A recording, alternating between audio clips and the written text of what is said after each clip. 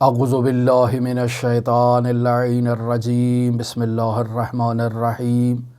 اللہم عجل ولیک الفرج والعافیت والنصر وجعلنا من خیر اعوانہ وانصارہ وشیعتہ ومحبیہ۔ عزیزان محترم، حضرات ائمہ معصومین علیہم الصلاۃ والسلام میں حضرت امام محمد باقر علیہ الصلاۃ والسلام سے حضرت امام علی ابن موسیٰ الرضا علیہ آلاف و تحیت و ثنا تک حضرات ائمہ معصومین علیہم الصلاۃ والسلام کے نہایتی مستند ترین، موثق ترین، افقہ ترین شاگردوں کا تعارف کروا رہے ہیں آپ کی خدمت میں، جنہیں مرحوم کشی رحمۃ اللہ علیہ نے اصحاب اجماع سے یاد کیا ہے۔ لہٰذا ان راویان حدیث سے اگر کوئی روایت نقل ہو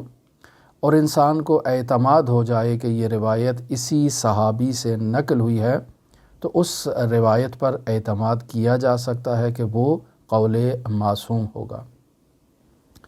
لہٰذا ان اصحاب اجماع کا تعارف کروا رہے ہیں آپ کی خدمت میں۔ آج جس شخصیت کو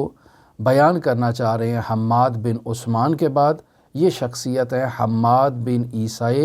جوہانی۔ ان کا تعارف آپ کی خدمت میں آج ہم پیش کریں گے۔ عزیزان محترم، حماد بن عیسیٰ جوہانی یہ در واقع حضرت امام جعفر صادق علیہ الصلاۃ والسلام کے اور امام موسیٰ کاظم علیہ الصلاۃ والسلام کے صحابی ہیں۔ بعض شخصیات نے بیان کیا ہے کہ یہ امام علی ابن موسیٰ الرضا علیہ آلاف و تحیت و ثنا کے بھی صحابی ہیں، جبکہ بعض نے بیان کیا ہے کہ امام محمد تقی علیہ الصلاۃ والسلام کے بھی یہ صحابی ہیں۔ پس اس طرح سے حماد بن عیسیٰ جوہانی کوفی بصری، ان کا شمار امام جعفر صادق علیہ الصلاۃ والسلام، امام موسیٰ کاظم علیہ الصلاۃ والسلام، امام علی ابن موسیٰ الرضا علیہ آلاف و تحیت و ثنا اور امام محمد تقی علیہ الصلاۃ والسلام کے اصحاب میں ہوتا ہے۔ لہٰذا نہایت اہم شخصیت کے حامل ہیں۔ ان کی ان کی کنیت ہے وہ ابو محمد ہے۔ اور عزیزان محترم، یہ حماد بن عیسیٰ جوہانی یہ در واقع رجال کی کتابوں میں انہیں نہایتی صدوق کا اعزاز حاصل ہے، یعنی انہیں صدوق کہہ کر مخاطب قرار دیا گیا ہے۔ نہایتی اتقیٰ ترین، پرہیزگار ترین شخصیات میں ان کا شمار ہوتا ہے۔ اور پھر یوں بھی بیان کیا گیا ہے کہ نقل روایت میں بھی یہ محتاط شخصیت ہے۔ تو حماد بن عیسیٰ جوہانی کے والد کا نام عیسیٰ ہے اور دادا کا نام عبیدہ جوہانی ہے۔ لہٰذا یہ عبیدہ بن سیفی جوہانی در واقع رسول خدا صلی اللہ علیہ وآلہ وسلم کے صحابی ہیں، اور حماد بن عیسیٰ نے در واقع اپنے والد کے ذریعے سے، اپنے دادا سے، جو انہوں نے رسول خدا صلی اللہ علیہ وآلہ وسلم سے روایت کو بیان کیا ہے، تو حماد نے اپنے دادا سے قول رسول اللہ صلی اللہ علیہ وآلہ وسلم کو نقل کیا ہے۔ یہاں عزیزان محترم اس شخصیت سے متعلق ایک اختلاف یہ بھی موجود ہے کہ کیا یہ بنیادی طور پر اصیل عرب تھے یا عجم تھے، غلام ہو کر عرب میں آئے اور پھر عرب میں ہی آباد رہے اور ایک غلام تھے۔ یہ ایک اختلاف پایا جاتا ہے، لیکن چونکہ ان کا تعلق قبیلہ جوہن سے ہے کہ جو در واقع ایک اصیل عرب قبیلہ ہے،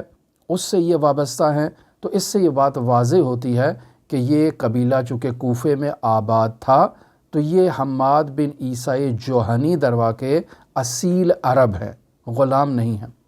ابتدائی ان کی زندگی کوفہ سے وابستہ ہے، یعنی پیدائش ان کی کوفہ میں ہوئی ہوگی، اور پھر ان کی جو انتقال ہے وہ بعد میں بیان کریں گے کہ مدینہ سے آگے ان کا انتقال ہوا۔ پس حماد نے ابتدائی زندگی اپنی کوفہ میں بسر کی ہے، اور پھر اس کے بعد یہ جو ہے وہ بصرہ میں منتقل ہو گئے۔ تو اس اعتبار سے حماد بن عیسیٰ اصالتاً کوفی ہیں، لیکن بصرہ میں مقیم ہوئے، آباد ہوئے، اس وجہ سے بصری بھی کہلائے جاتے ہیں۔ لہٰذا حماد بن عیسیٰ کے بارے میں بیان ہوا کہ کوفی الاصل ہیں، اور قوی احتمال ان دو احتمالات میں سے کہ یہ عرب ہیں یا عجم ہیں، قوی احتمال یہی ہے کہ چونکہ قبیلہ جوہنا سے ان کی وابستگی ہے لہٰذا یہ اصیل عرب ہوں گے۔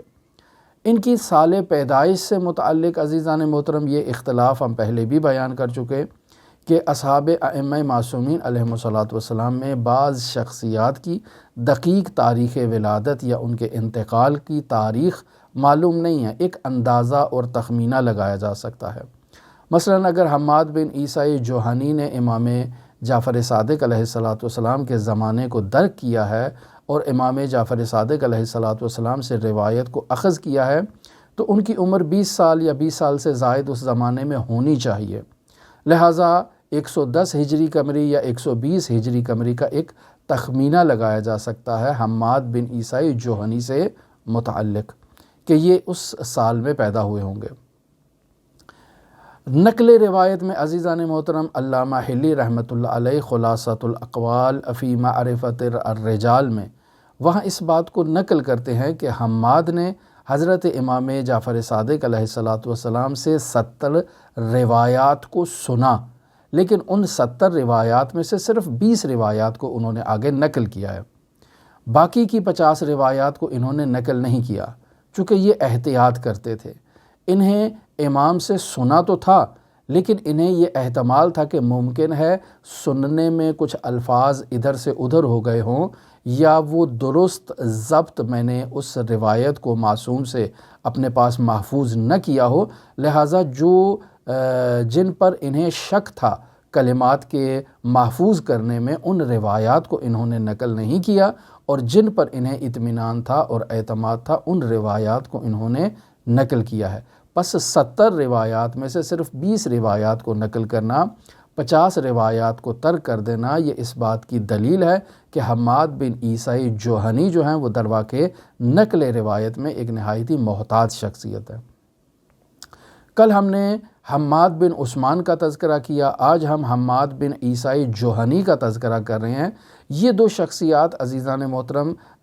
روایات میں ان کا بسا اوقات ایک مکس اپ ہمیں نظر آتا ہے کہ کس نے کون سی روایت کو نقل کیا ہے۔ مثلا اگر رجال میں یا سلسلہ سند میں صرف حماد استعمال ہوا ہو تو بس اوقات شک پیدا ہو جاتا ہے کہ یہ حماد بن عثمان ہیں یا حماد بن عیسیٰ ہیں، لیکن چونکہ دونوں راوی ثقہ ہیں لہٰذا اس بحث میں پڑھنے کی ضرورت ہی نہیں ہے کہ فلانی ہے یا فلانی ہے، دونوں راوی معتبر ہیں، دونوں راوی ثقہ ہیں، دونوں راوی صدوق ہیں اور دونوں کی روایات قابل اعتماد ہیں۔ البتہ یہاں ایک اختلاف ہوتا ہے جس کو میں ابھی آپ کی خدمت میں بیان کرتا ہوں، اس سے پہلے یہ بیان کرتا چلوں کہ علماء نے بیان کیا ہے کہ حماد بن عیسیٰ جوہنی سے تقریباً 1500 سے زائد روایات نقل ہوئی ہیں، جبکہ بعض شخصیات نے اپنی رجال کی کتابوں میں حماد سے 1036 روایات کو نقل کیا ہے۔ ظاہراً معجم رجال حدیث ہے آیت اللہ خوئی رحمۃ اللہ علیہ کی، انہوں نے اس عدد کو اس انداز میں بیان کیا ہے۔ البتہ حماد کی روایات میں بیان کر رہا تھا آپ کی خدمت میں کہ حماد بن عثمان اور حماد بن جوہنی عیسیٰ جوہنی جو ہیں وہ ان کی روایات میں جو ہے وہ اشتراک پایا جاتا ہے، چونکہ بس اوقات ولدیت کے بغیر جب صرف حماد کا تذکرہ آ جائے تو وہاں پر چونکہ خود راوی جو روایت کو نقل کر رہا ہے اسے تو معلوم ہے کہ اس نے حماد بن عیسیٰ یا حماد بن عثمان سے روایت کو نقل کیا ہے، لہٰذا وہ حماد کو برقرار رکھتا ہے، ولدیت کو چھوڑ دیتا ہے، تو بعد والے لوگوں کے لیے یہ ایک خدشہ پیدا ہو جاتا ہے کہ دونوں میں سے کون سی شخصیت جو ہے وہ اس روایت کو نقل کرنے والی ہے۔ لہٰذا اس میں بسا اوقات جو ہے وہ بعض علماء علم رجال کہتے ہیں کہ اس اختلاف میں پڑھنے کی ضرورت ہی نہیں ہے، دونوں شخصیات عادل ہیں، دونوں شخصیات اتقا ہیں، دونوں شخصیات صدوق ہیں، لہٰذا دونوں کی وثاقت پر اعتماد کیا جا سکتا ہے، دونوں کی روایات کو تسلیم کیا جا سکتا ہے۔ لیکن عزیزان محترم یہاں ایک اختلاف ابھرتا ہے جسے مرحوم شیخ طوسی رحمۃ اللہ علیہ نے الغیبہ اور صفحہ نمبر 71 پر بیان کیا ہے۔ یہ بیان کرتے ہیں کہ حماد بن عیسیٰ در واقع امام جعفر صادق علیہ الصلاۃ والسلام کے بھی صحابی تھے، امام موسیٰ کاظم کے بھی صحابی تھے، لیکن جب امام علی ابن موسیٰ رضا علیہ اعلیٰ و تحیت وثنا کی امامت کی بات ہوئی تو وہاں انہوں نے توقف کیا اور یہ کچھ عرصہ واقفی رہے۔ لہٰذا چونکہ واقفی ہو گئے کچھ زمانے کے لیے، لہٰذا اب ان کی عدالت وہ عدالت برقرار نہیں رہی جو پہلے تھی۔ لیکن پھر بعد میں حماد بن عیسیٰ جوہنی امام علی ابن موسیٰ الرضا علیہ آلاف و تحیت و ثنا کے معجزات کو، کرامات کو اور ان کی جو امامت پر موجود دلائل ہیں ان کو دیکھنے کے بعد امام علی ابن موسیٰ الرضا کی امامت کے قائل ہو گئے تھے۔ بس واقفیات اگر ہوئے بھی تھے شیخ طوسی رحمۃ اللہ علیہ کی گواہی کے مطابق، لیکن واقفیت پر باقی نہیں رہے بلکہ امام کی امامت پر آ گئے۔ لیکن اگر پھر بھی کوئی شخص اس مختصر مدت کے لیے جو یہ واقفیہ رہے، اس وجہ سے ان کی وثاقت پر اگر کچھ افراد تردید کا شکار ہوں، تو ان کے لیے وہ بحث اہمیت کی حامل ہے کہ وہاں روایات میں مشخص ہونا چاہیے کہ حماد بن عثمان ہیں یا حماد بن عیسیٰ جوہنی ہیں، اور وہ روایات انہوں نے جو نقل کی ہیں آیا وہ اس زمانے توقف سے متعلق ہیں جب وہ واقفیہ تھے، تو پھر ان روایات کے بارے میں جو ہے وہ زیادہ دقت کرنی پڑے گی ان علماء علم رجال کو۔ اور بالخصوص اگر مالی معاملات سے متعلق وہ روایات ہیں، چونکہ ایک نظریہ یہ بھی پایا جاتا ہے کہ حضرت امام موسیٰ کاظم علیہ السلام کی امامت پر جن لوگوں نے توقف کیا در واقع بنیادی وجہ ان کی مالی مسائل تھے، چونکہ امام موسیٰ کاظم علیہ السلام نے بہت سے لوگوں کو اپنا وکیل قرار دے رکھا تھا جن کے پاس وجوہات جمع ہوتی تھیں، اور وہ امام موسیٰ کاظم علیہ السلام کی نیابت میں لوگوں سے وجوہات شرعیہ، خمس، زکوٰۃ اور اس قسم کی جو اموال ہیں ان کو دریافت کیا کرتے تھے، اور پھر امام کی اجازت سے یا امام کے جو مستند نمائندے جنہیں مجاز ہو خرچ کرنے کا ان تک پہنچایا کرتے تھے۔ لیکن جب امام موسیٰ کاظم علیہ السلام کی شہادت ہوئی اور یہ تمام اموال اب امام علی ابن موسیٰ الرضا تک منتقل کرنا تھے، تو یہاں بعض افراد جو مالی ہوس کا شکار ہو گئے انہوں نے توقف کیا۔ اب اگر حماد بن عیسیٰ کہ جن کے بارے میں پہلے بیان ہو چکا کہ یہ صدوق ہیں، یہ پرہیزگار ہیں، یہ اتقیٰ ترین شخصیات میں شمار ہوتے ہیں اور نقل روایت میں محتاط ترین شخصیت ہیں، اور اگر شیخ طوسی کی گواہی کو ایکسیپٹ کر لیا جائے کہ یہ واقفی تھے، تو پھر یہ جاننا ہوگا کہ ان کے توقف کی وجہ کیا تھی۔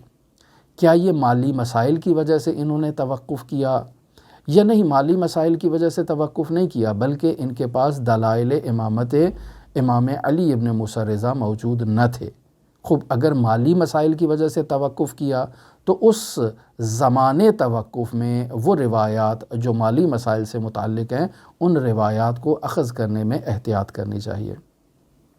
لیکن یہ تو شیخ طوسی رحمۃ اللہ علیہ کا قول ہے کہ یہ کچھ عرصہ واقفیہ رہے، لیکن تمام علماء اس بات کی تائید نہیں کرتے ہیں۔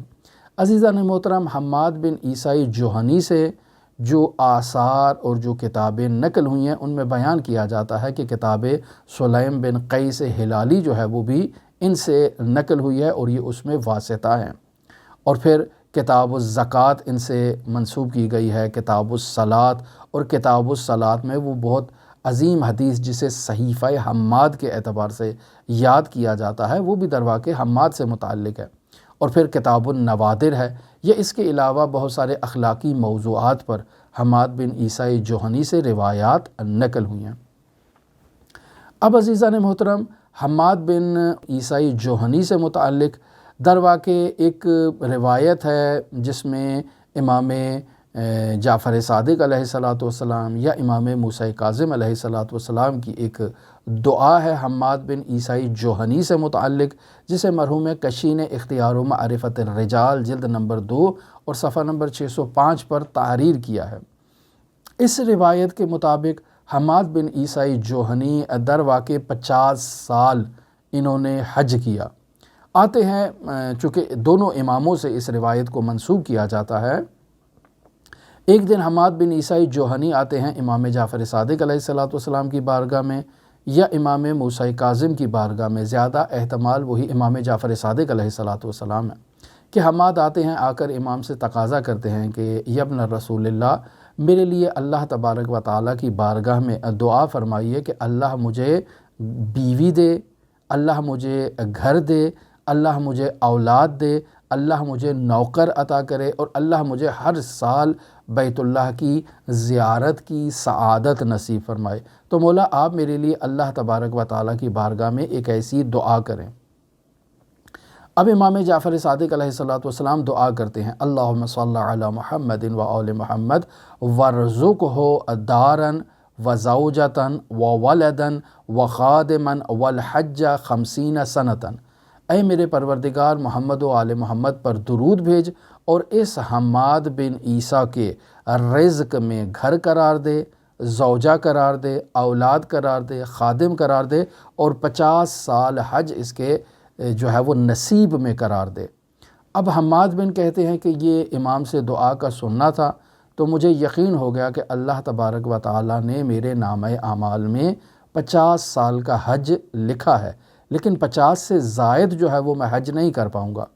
لہٰذا حماد بن عیسیٰ غریق الجحفہ کے عنوان سے یاد کیے جاتے ہیں، یعنی حماد در واقع